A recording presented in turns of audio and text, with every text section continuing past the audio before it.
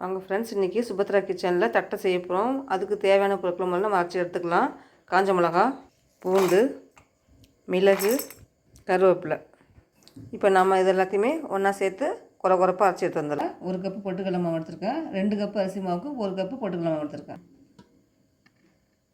இப்போ நம்ம இது கூட ஊற வச்சுருந்த கடலைப்பருப்பு சேர்த்துக்கலாம்.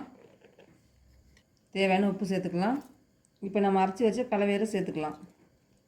கட்டி பெருங்காயம் ஊற வச்சு வச்சுருக்கேன். கொஞ்சமாக தண்ணி ஊற்றிக்கலாம்.